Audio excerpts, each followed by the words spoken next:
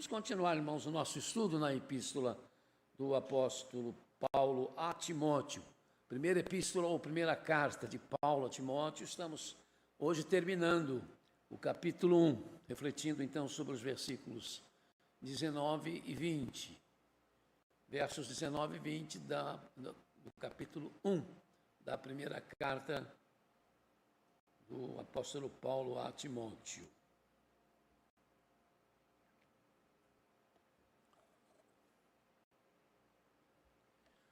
Vamos então ler juntos o texto aí colocado para nós.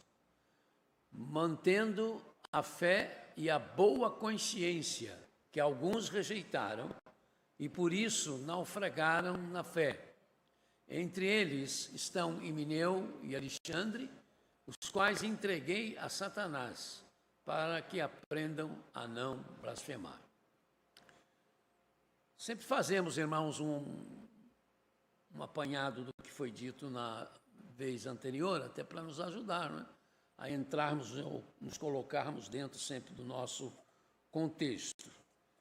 E é bom lembrar que nós comentamos na quarta passada que o que se pode chamar de liturgia, nós encontramos um exemplo nas palavras de Paulo, quando ele diz ao Rei eterno, ao Deus único, imortal, invisível. Aí tem um corinho que diz mais real, né? Seja a honra e a glória para todos sempre. Amém. Lembramos que não há dúvidas de que o apóstolo estava emocionado pelo que a graça de Deus fizera em sua vida, e essas citações, elas expressam de novo, né, o que nós poderíamos chamar de um deslumbramento do oráculo divino pelo perdão que lhe foi concedida, pela misericórdia divina demonstrada, pelo transbordamento, ele usa essa expressão, transbordamento da graça de Deus em seu favor. E aí temos, né, nessa expressão, que sem dúvida era usada nos cultos primitivos para começar o culto, alguns aspectos teológicos. Do ponto de vista judaico, Deus é o rei, né, que reinava tanto nas eras passadas como reina nesta era e que há de reinar nas próximas eras.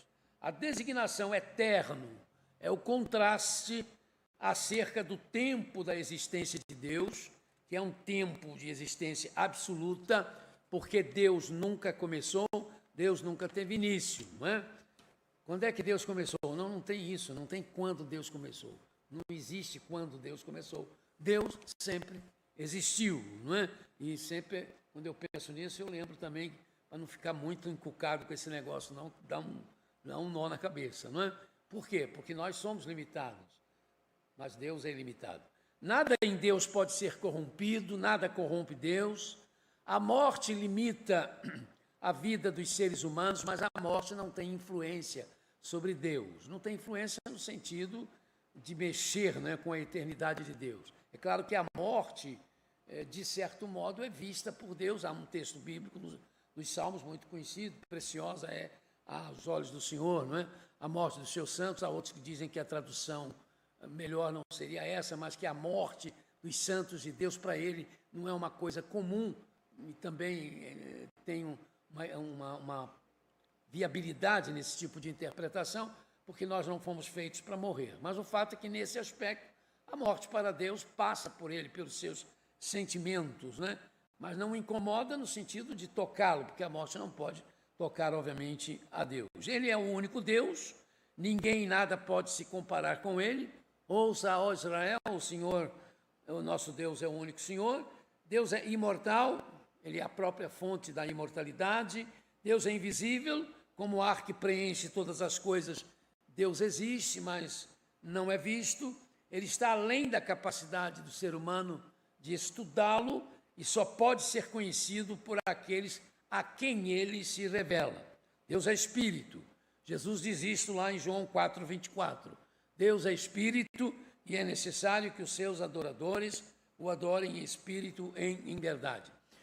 E isto quer dizer que Deus não é composto de coisas materiais e não tem limitações físicas. Isso também impede a ideia de que Deus possa estar localizado aqui ou acolá, como se fosse um único lugar onde ele possa estar, uma área geográfica, né, onde ele pode se encontrar. Sabemos que o trono de Deus está no céu, que Jesus Cristo está no céu, mas não significa que Deus está preso ao céu, limitado ao céu. O apóstolo disse a ele também: sejam dado toda a glória e toda a honra. Então a Deus seja dado honra. Honrar significa dar pleno respeito a alguém, valorizar. Pessoas podem ser honradas. A Bíblia diz para honrar o rei. Escreveu Pedro em 1 Pedro 2,17. Dei a cada um que lhe é devido. Se imposto, imposto. Se tributo, tributo. Se temor, temor. Se honra, a honra. Escreveu o próprio Paulo em Romanos 13,7. Mas esse honrar a Deus, alguém eterno, em termos absolutos, únicos, significa prestar-lhe adoração. E a adoração é uma honra acima de toda e outra qualquer honra. A honra a Deus é mais do que veneração, é mais do que respeito. A honra a Deus é a adoração, é uma expressão de culto, não é? E somente Deus pode ser adorado. Ao Rei Eterno, disse um apóstolo, vai fazendo aquela descrição para que a igreja recitasse ou cantasse, né? Como eu disse aí, provavelmente isso acontecia, há documentos que mais ou menos dão esta ideia. E o que quer dizer, então, esse ao Rei Eterno? Curiosamente, Jesus Cristo é chamado de Senhor enquanto esteve conosco, mas não foi chamado de Rei. Embora Jesus Cristo tenha deixado claro que ele era um rei. Ele disse: o meu reino não é deste mundo, né? Se fosse, os meus servos lutariam para impedir que os judeus me prendessem, mas o meu reino não é daqui. Quem tem rei, então é rei. Pedro escreveu na 2 de Pedro 1,11: e assim vocês estarão ricamente providos quando entrarem no reino eterno de nosso Senhor e Salvador Jesus Cristo. No Apocalipse, onde ele, Jesus, é chamado de o Cordeiro de Deus, está escrito: guerrearão contra o Cordeiro, mas o Cordeiro os vencerá, pois é o Senhor dos senhores e o Rei dos reis, e vencerão com ele os seus escolhidos e fiéis. Então, esse ao Rei Eterno se refere a Deus na pessoa do Pai, mas se refere também a Deus na pessoa do Filho, Jesus, porque ele é Rei. Jesus na Trindade Divina é um com o Pai e com o Espírito Santo, portanto, é Deus único e imortal. Está invisível, porque está no céu. Quando usamos a palavra Deus, nós estamos nos referindo à Trindade. Deus é um só, mas nele estão as pessoas do Pai, do Filho e do Espírito Santo. A pessoa do Pai é Espírito, a pessoa do Espírito Santo é Espírito, mas a pessoa do Filho é que tem uma forma definida. No céu, porque eu não creio em três deuses, mas em um só Deus, eu creio que ao ver Jesus, falar com Jesus, ouvir Jesus, estarei vendo o Pai, o Espírito Santo, estarei falando com o Pai, com o Espírito Santo, estarei também ouvindo o Pai e ouvindo o Espírito Santo. Jesus Cristo tornou-se no resplendor da glória de Deus, na expressão exata do ser de Deus, conforme Hebreus 1:3. O Filho é o resplendor da glória de Deus e a expressão exata do seu ser, sustentando todas as coisas por sua palavra poderosa. Deus em Cristo viveu como um ser humano entre nós, expressão exata do ser de Deus. Quando Estevão estava morrendo, eu lembrei isso na quarta-feira, viu Jesus de pé ao lado do trono de Deus. A imagem do Deus invisível, a pessoa do Pai, estava sendo refletida, então, na pessoa do Filho, né? Já que o escritor aos Hebreus diz que Jesus é a expressa imagem do Deus que não pode ser visto. Jesus, em quem vemos a Deus, conforme ele disse a Filipe, vê o Pai. Quem vê a mim, Filipe, vê o Pai.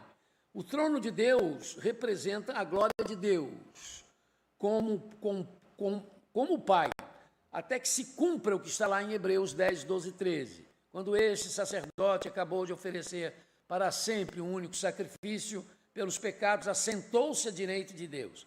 Daí em diante, ele está esperando até que os seus inimigos sejam colocados como estrado dos seus pés. Ou seja, haverá o triunfo final de Jesus, que aguarda a submissão final de tudo que se opõe a Deus e aos seus propósitos, e nada poderá impedir isto. Isso será a chegada, então, finalmente, do universo, dos novos céus e da nova terra, o cosmos, do qual Jesus Cristo será o Rei dos Reis e o Senhor dos Senhores. Sem dúvidas, veremos o universo se colocar sob Jesus Cristo, sob o amor de Deus, e o mal, então, deixará de existir para sempre. Timóteo, meu filho, dou-lhe esta instrução, segundo as profecias já proferidas, né, a seu respeito, para que, seguindo-as, você combata o bom combate. E aí nós entramos também numa outra questão doutrinária, que é essa questão de profecias, existe ou não profecias, né? E lembramos aos irmãos do que Jesus disse sobre João Batista, né? Que ele era o último dos profetas e que as profecias terminaram com João Batista, né?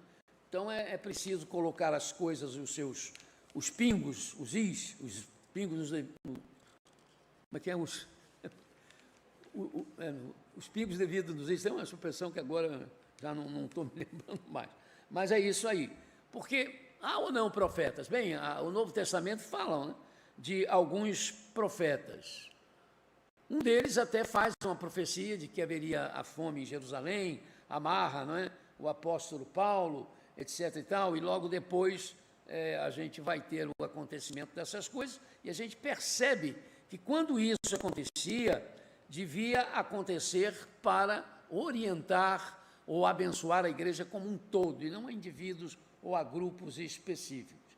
Depois nós temos a menção de alguns profetas, num dos capítulos de Atos, e nenhum deles você vai encontrar em qualquer lugar do Testamento, né, do Novo Testamento, que estavam fazendo alguma previsão. Sempre foram conhecidos como pregadores, Então é preciso que nós tenhamos esse devido cuidado. E aí, irmãos, a gente pode entrar aqui no nosso texto para o dia de hoje, para refletir um pouco o que o apóstolo Paulo estava querendo dizer. Vamos colocar de novo, queridos, o texto, me ajuda aí, meu irmão, para a gente fazer uma reflexão rápida sobre eles, né? Não há necessidade de nós demorarmos muito, mas é importante, mantendo a fé e a boa consciência que alguns rejeitaram e por isso naufragaram na fé. Entre eles estão Himeneu e Alexandre, os quais entreguei a Satanás para que aprendam a não blasfemar. Não foi algo, irmãos, inicialmente, essa expressão não está se referindo a alguma coisa que aconteceu de forma geral. Mas a gente percebe que Paulo, ao falar de Timóteo sobre essa situação, está falando de um segmento dentro do contexto cristão. Não foi algo que se refira às pessoas em geral, mas estava mencionando aqueles e aquelas que, aceitando a mensagem, que se fazendo cristãos, não eram, no entanto, de fato cristãos.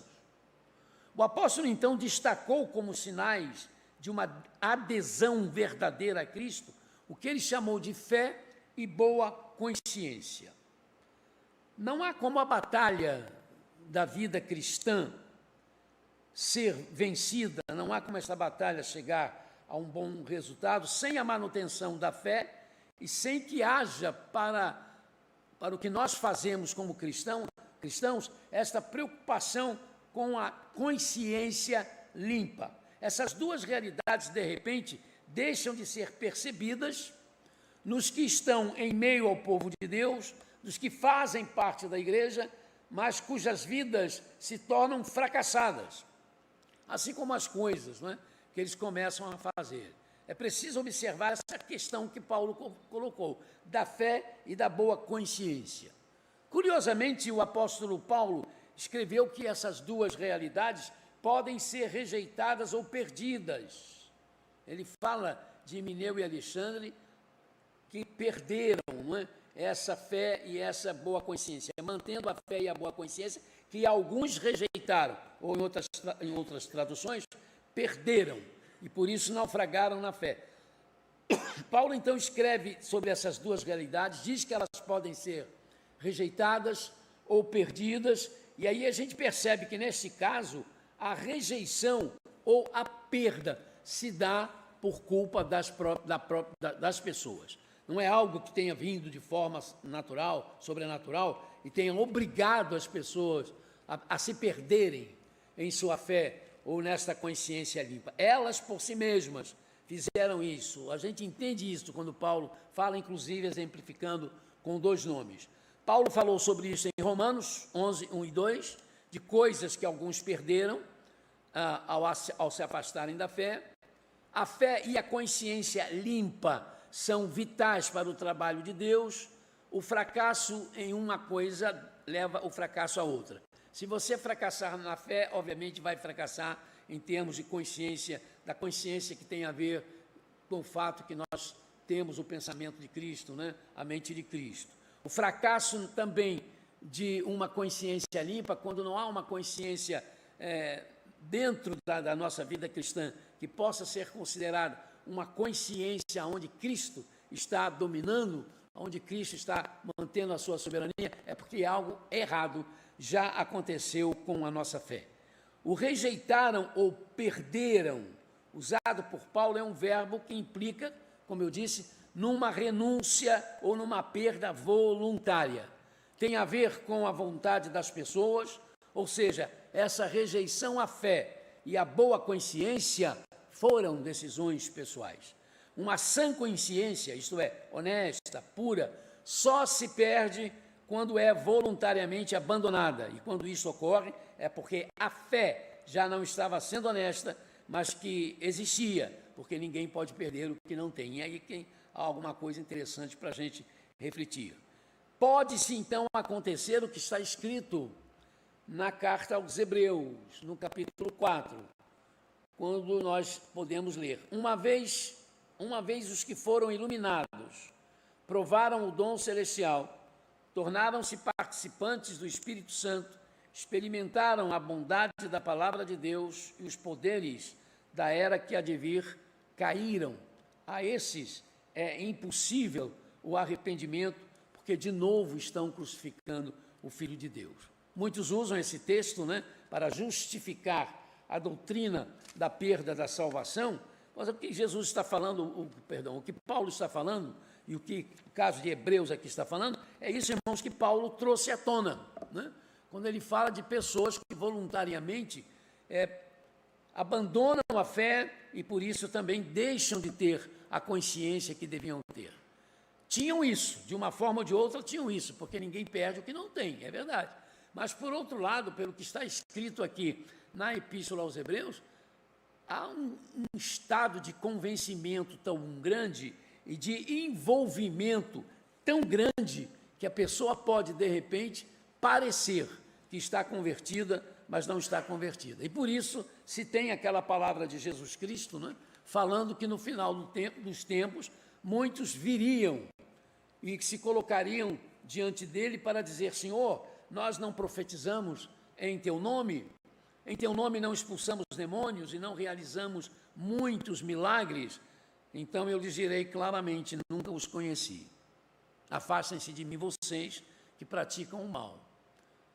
Tentemos entender isso. Nos colocar agora no que Paulo está falando a Timóteo, de pessoas que perderam a fé, ou de pessoas que abandonaram a fé e também a sua consciência. Admitindo, irmãos, esta pavorosa realidade de que se pode estar no meio do povo de Deus, pode se parecer que faz parte do povo de Deus, mas não ser parte do povo de Deus. E o exemplo crasso está aqui. Se colocarão diante de mim para dizer: Senhor, em teu nome. Usavam o nome de Jesus, seguiam a Jesus. Em teu nome nós profetizamos, nós pregamos. Em teu nome nós expulsamos demônios. Em teu nome nós realizamos milagres.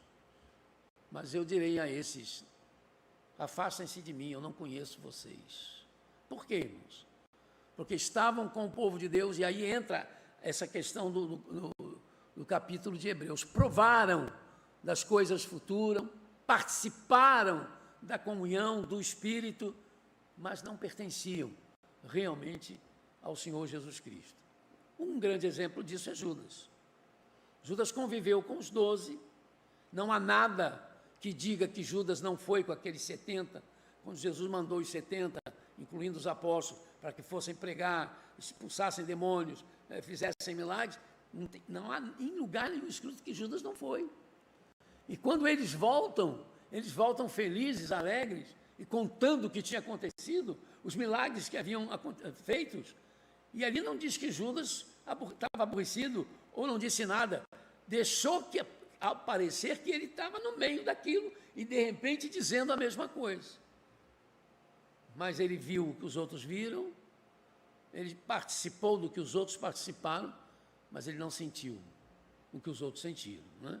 E por isso se deixou tomar e levar por Satanás e traiu, né, o próprio mestre. Então é possível, lamentavelmente, essas coisas. Não é verdadeiro esses versículos para sustentar a ideia de que o crente pode perder a salvação. Nenhum desses textos está falando de pessoas realmente salvas. Está falando de pessoas que parecem salvas, de pessoas que dão até a ideia, não é, de que estão salvas, mas elas não estão salvas, porque realmente não receberam Jesus Cristo como Senhor e Salvador absoluto. Paulo, então, mencionou duas pessoas que não mantiveram a fé e a boa consciência, Himeneu e Alexandre. Quando escrevendo à igreja de Corinto, uns 10 anos antes, também Paulo entregou a Satanás um membro da igreja de Corinto por questões morais. E naquela ocasião, Paulo disse assim: entrega o corpo a Satanás para que o corpo sofra, mas o espírito seja salvo. 1 Coríntios 5:5.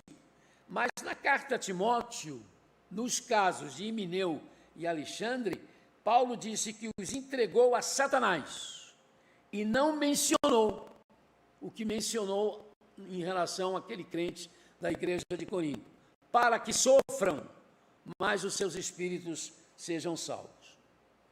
E a gente tem que pensar nisso aí com muito cuidado, porque falsos ensinos podem ter origem na decadência moral, e Himeneu, nós sabemos que era um mestre de falsos ensinos. Ele era um herético de Éfeso, um oponente do apóstolo Paulo. Ele foi mencionado duas vezes, uma com Alexandre nesse texto e outra com Fileto, na segunda carta de Paulo a Timóteo, capítulo 2, 17. A diferença da maneira de falar de Paulo em relação ao caso de Corinto, com a situação agora mencionada a Timóteo, é que em Corinto a questão era de um pecado de imoralidade, mas no qual não estava envolvido a fé. Ao que tudo indica, o homem em pecado parece sequer ter consciência do que estava fazendo, enquanto a igreja de Corinto estava indiferente. Mas ali não se fala de se ter abandonado a fé, de se ter rejeitado a fé. Podemos, por exemplo, nos lembrar de Davi, adulterando e consentindo na morte do marido da mulher com a qual adulterou, mas sem deixar de crer em Deus, como o único e verdadeiro Deus. Daí eu já tive a oportunidade de dizer, por esta causa, é que Deus diz a Salomão, quando Davi já tinha morrido, Deus dizendo para Salomão que queria que ele lhe fosse fiel, como o seu pai Davi me foi fiel. E aí muitos entram em parafuso, né, como a gente fala. Mas, pastor, como é que ele foi fiel? Ele fez aquilo tudo, mas Deus disse, como teu pai Davi me foi fiel. No que ele foi fiel, irmãos? Na fé em Deus. Ele nunca abandonou a fé em Deus. Ele cometeu o pecado, ele se tornou indiferente em relação ao pecado, o pecado cauterizou a sua consciência, mas ele nunca deixou de crer em Deus. Ele continuava cantando os seus salmos, ele continuava fazendo parte do culto lá, no sabá, ele nunca negou a fé em Deus. Na verdade, isso conta e conta muito. Mas ele deixou de ser entregue a Satanás? Não. Sejamos realistas. Davi também foi entregue a Satanás pelas coisas que passou a sofrer. Foi apedrejado, foi xingado, a sua família virou uma baderna, a filha única estuprada, o filho tentou um golpe de Estado para lhe tomar o trono. Ele não tem sossego, a ponto de escrever no Salmo 6, já estou cansado do meu gemido, toda noite faço nadar a minha cama, molho o meu leito com as minhas lágrimas, já os meus ossos estão consumidos pela mágoa e têm se envelhecido por causa dos meus inimigos. Salmo 6, versos 6 e 7. Foi o que aconteceu, ele também foi entregue a Satanás, para que Satanás pudesse mexer com a vida dele, com a situação dele, não é? Mas ele não perdeu a fé. Vamos saber que ele ensinava, vamos saber que Himeneu, por exemplo, ensinava que a ressurreição já havia acontecido, 2 Timóteo 2,18. E aí entra a questão da boa consciência. A coisa estava sendo feita não por dúvidas, mas com a intenção de derrubar o que Paulo ensinara. A questão era que Himeneu e os seus não eram pessoas que tinham dificuldades de raciocinar. Eles conheceram a verdade, viveram na verdade, mas por interesses pessoais abandonaram as convicções apostólicas, esposando doutrinas que eram opostas ao que se estava ensinando. Aí entra a questão de Alexandre, que nós temos dificuldade, né, em relação a esse personagem. Há um Alexandre mencionado em Atos 19, 33, sobre quem não se sabe quase nada, a não ser que ele estava envolvido nas acusações contra Paulo, mas isso 10 anos antes, né, de ter sido escrito o que Paulo escreveu a Timóteo, mencionando esse tal Alexandre, né, que, aliás, os gregos não quiseram dar ouvido ao que ele estava falando. Não é impossível ser esse Alexandre mencionado por Paulo, como eu disse há 10 anos antes, esse Alexandre que agora está sendo colocado junto de Himeneu, mas é muito difícil, né, esta associação. Há um latoeiro, ou como diríamos hoje, um funileiro, um chapista, ou um lanterneiro, né, mencionado na segunda carta a Timóteo, que se opôs a Paulo, chamado Alexandre. Mas também fica difícil identificar esse Alexandre com o mencionado nesse primeiro capítulo da carta a Timóteo, por causa do evidente envolvimento desse Alexandre, que está sendo mencionado agora por Paulo e junto com a Himeneu, do envolvimento desse Alexandre com o cristianismo, que já não é o caso desse Alexandre, o latoeiro, né, onde está claramente que ele era um fazedor de imagens, ele era um promotor da idolatria na cidade de Éfeso, e ele não tinha nada a ver com o cristianismo. Então se chamava também Alexandre, por ser esse nome um nome muito comum naquela época, mesmo entre os judeus, ainda que a origem do nome seja grega. Então a lição para hoje, irmãos, que nós precisamos tirar é o cuidado, né, que nós temos de ter até conosco mesmos. Há muita gente hoje correndo o risco de pensar ou de achar que está salvo, mas ainda não parou para fazer uma análise interior do que está acontecendo com ele. A ceia do Senhor pede isso sempre. Examine-se, pois, a pessoa a si mesma, né? Mas não deixe de participar, participe. Porque a ideia é examine-se, se você tiver alguma coisa errada, conserta ali, naquele momento. E o erro pior que pode existir é de alguém se achando salvo e não está.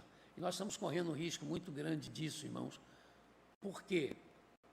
Eu já falei aqui para os irmãos, hoje 78% das pessoas que estão sendo batizadas em nossas igrejas nasceram dentro da igreja. Isso é bom por um lado? É muito bom que os nossos filhos nasçam aqui dentro, mas há um perigo do outro lado. Eles vão se acostumando a ouvir o que estão ouvindo, e na hora de dizer, você já aceitou Jesus como seu Salvador? Dizem sem dificuldades. É como se fosse uma repetição de alguma coisa que ele está cansado, vamos dizer, de ouvir todos os domingos, e todas as vezes se fala nisso, então eu quero me batizar. O que eu preciso dizer para eu me batizar? Eu preciso dizer que eu aceitei Jesus. Aí a pergunta é feita, você já aceitou Jesus como seu Salvador? Já. Mas ele não está sabendo direito o que está falando. E às vezes continua nessa vida iludido e perdido. Então a igreja tem que tomar um cuidado muito grande em relação a isso. O doutrinamento tem que ser muito firme em relação a isso. Você já aceitou Jesus como seu Salvador? Já. E o que aconteceu na sua vida depois que você aceitou Jesus como seu Salvador? O que é que quer dizer isso? explica isso, não é? Porque aí vai se obrigar a que ele pense, e aí pode chegar, e há de chegar, não é? A sua verdadeira conversão. Numa das cruzadas do Dr. Billy Graham, se conta, não é, que os conselheiros estavam no gramado, foi num estádio, né, e aguardando as pessoas descerem das arquibancadas para serem aconselhadas.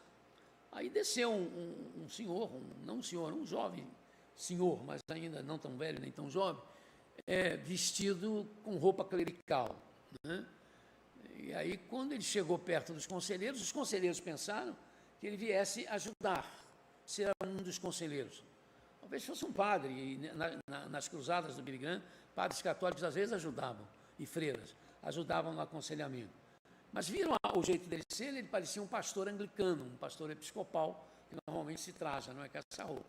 Bom, mas aí os conselheiros, quando iam agradecer a ele, dizer, reverendo, obrigado por estar aqui, por nos ajudar, né, no aconselhamento, ele disse, não, eu estou aqui para ser aconselhado. Eu sou há 32 anos que eu sou pastor, mas não estava convertido. E nessa noite eu entendi que eu não estava convertido. Precisava dar minha vida a Jesus Cristo. Isso pode acontecer, queridos, viu? Então a gente tem que ter cuidado com os nossos, conosco mesmo, porque a coisa pode nos envolver de tal modo que as situações se tornem meros costumes, mesmices, né?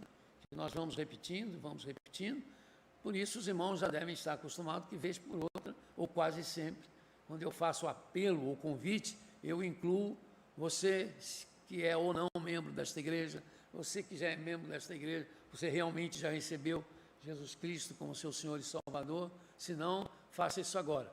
Para eles eu nem peço para vir na frente, para não haver assim, uma situação complicada, mas que o façam isso, né?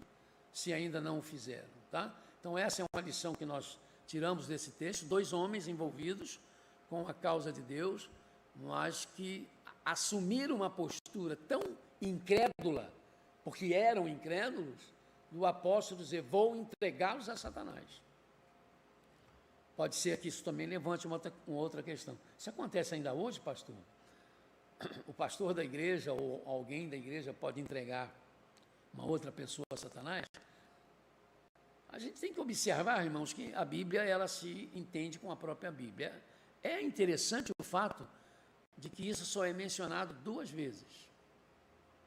Paulo fez isso com aquele rapaz da igreja de Corinto, que estava tendo relações com uma das mulheres do seu pai, né?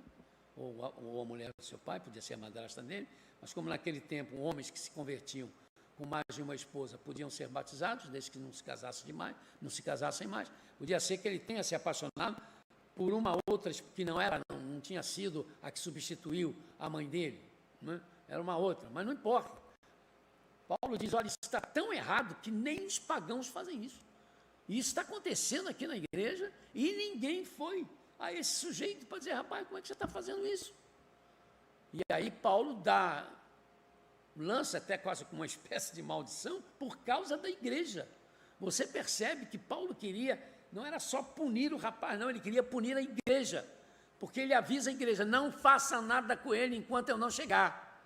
Eu quero que vocês vejam isso, eu quero que vocês vejam eu entregando o corpo dele a Satanás e ele começar a sofrer, para que vocês pensem no que vocês fizeram, porque a culpa é de vocês. Tá, aí você tem outra vez Paulo falando, no caso de Timóteo se referindo a Himeneu e a Alexandre. Você não tem isso em nenhuma outra carta de Paulo mais. Você não vê Pedro falando isso, mas você vê Pedro matando Ananias e a esposa, né? Você tentou enganar a Deus, Ananias? Então você vai morrer. E quando a esposa chegou e Pedro fez a mesma pergunta, né? E ela contou a mesma mentira, e ela disse, bom, seu marido acaba de ser recolhido entre os mortos e você também vai morrer. E aí a gente pergunta, meu Deus, isso pode acontecer. Aonde foi que Pedro depois fez isso? Em nenhum outro lugar. Então é preciso também saber o contexto das passagens que acontecem, porque, por exemplo, no caso de Pedro, estava acontecendo a transição do Antigo Testamento com o Novo Testamento. O reino de Deus, o povo de Deus, agora seria a igreja, e o povo de Deus antigo era o povo dos profetas, dos milagres dos profetas. Era preciso agora que os judeus vissem que isso que se chamava igreja de Jesus de Nazaré tinha a mesma autoridade que os profetas do Antigo Testamento. Os apóstolos de Jesus podiam fazer as mesmas coisas, e fizeram. Os profetas ressuscitaram, os apóstolos ressuscitaram. Houve curas, milagres de fé no Antigo Testamento, há curas e milagres de fé no Novo Testamento. Há, então, esse tipo de castigo, vamos dizer, por parte da liderança do povo. Os profetas fizeram isso. Algumas vezes nós vamos encontrar isso no Antigo Testamento, os profetas recebendo ordem de Deus para amaldiçoar as pessoas, né? E elas morrerem ou ficarem adoecidas, ou haver fome, ou haver, enfim, pestes naquele lugar. Você vê isso acontecer no Novo Testamento mais 2 vezes e relacionado com a mesma pessoa. Então, eu particularmente acredito que existe a justiça de Deus continua, não é? O Paulo falou a respeito da ceia, que quem come e bebe indignamente da ceia do Senhor, come e bebe para a sua própria condenação, mas essa questão de entregar a Satanás, se acontecer, é uma atitude de Deus. Isso vai acontecer porque Deus vai permitir, mas não que alguém possa dizer, eu como pastor entrego você a Satanás, até porque nós não somos ensinados, né, a fazer isso, não somos ensinados a fazer isso. Deixa Deus ser Deus, é o que eu sempre digo. Se tiver que acontecer, vai acontecer, e muitas vezes, há muita gente, às vezes que não sabe por que está passando o que está passando, não percebeu ainda que a questão deles é que são filhos de Deus, são filhas de Deus, mas estão assumindo posturas de rebeldia diante de Deus e muitas vezes precisam ser corrigidos e corrigidas para voltarem ao caminho do Senhor. Mas isso, irmãos, não é competência nossa de dizer para ninguém, sabe por que você está fazendo isso? Você está fazendo isso porque Deus está te castigando, não é?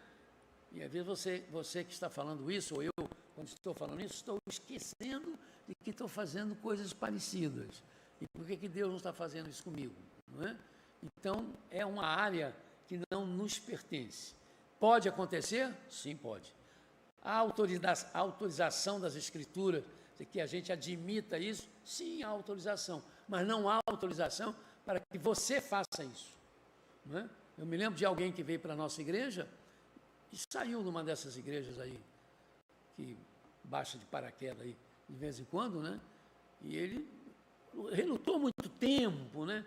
Para dizer, para chegar a falar com o bispo, não sei quem era, para falar que tinha que sair, que estava saindo. Aí tomou coragem, pediu uma audiência no gabinete e foi falar, né, com pastores. Olha, eu estou deixando a igreja e tal, não tenho nada para falar em relação à maneira que eu fui tratado. Fui muito bem tratado, agradeço a Deus o tempo que eu passei aqui, viu? Mas eu entendi que eu preciso sair do meu coração. Aí o que ele ouviu foi de doer. Você está amaldiçoado, sua vida vai dar para trás, tudo que você ganhou aqui você vai perder, entendeu? Se você não se arrepender do que você está fazendo. Isso não está autorizado em lugar nenhum das Escrituras, não é? Quem faz isso são as religiões pagãs, mas igreja que se diz de Jesus Cristo, fazer isso, nem as piores pessoas a gente diz isso para elas, né? Normalmente a gente fala que Deus tem misericórdia de você, vê o caminho que você está trilhando, volta, porque tudo que o homem colher, vai plantar, vai colher, isso é verdade, mas a gente dizer, você de agora em diante está amaldiçoado, está isso, está aquilo outro, é complicado. Tem uma outra igreja aí que é confundida com evangélicos, e que quando você também diz para lá que vai sair, porque você se batizou lá, o único batismo válido é o deles. Aí eles dizem, você está negando o seu batismo, você está trazendo maldição para a sua vida. Nada agora vai dar certo na sua vida, né? Você apostatou da fé. Complicado, né? Então, essas coisas são realidades que existem, que não batem com aquilo que nós aprendemos no cristianismo, que, ao mesmo tempo, não abre mão da disciplina, não abre mão dessa outra verdade. Tudo aquilo que o homem plantar, isso também vai colher. Isso funciona para nós todos. Amém? Alguém ficou assim tão apavorado ou qualquer coisa, que está querendo fazer alguma pergunta para dormir sossegado? Fique à vontade, pode fazer. Normalmente eu não abro essa oportunidade, até porque a gente, quando termina, já está saindo, né, das 9 horas. Mas não tem acanhamento. Se o irmão quer saber alguma coisa a mais sobre isso, se não há, eu espero que os irmãos tenham compreendido, né, o que foi dito aqui. Por isso, irmãos, é que a gente sempre diz que a leitura da palavra de Deus, ela nos confronta. Todas as vezes que nós lemos a Bíblia, ela nos confronta, né? E muitas vezes ela joga a gente contra a parede mesmo, né? Mas você tem que tomar coragem de continuar lendo, porque é Deus quem está falando. E assim como ela lhe confronta, ela também te consola, ela também te conforta, ela também te dá esperança, porque é a palavra de Deus. Amém? Então vamos encerrar o nosso culto. E agora que a graça de nosso Senhor e Salvador Jesus Cristo, o amor de Deus nosso Pai e a bendita consolação do Espírito Santo de Deus estejam com vocês, aqui reunidos, estejam com aqueles que nos acompanharam pela internet e com todo o povo de Deus, espalhado pela face da terra, agora e para sempre. Amém.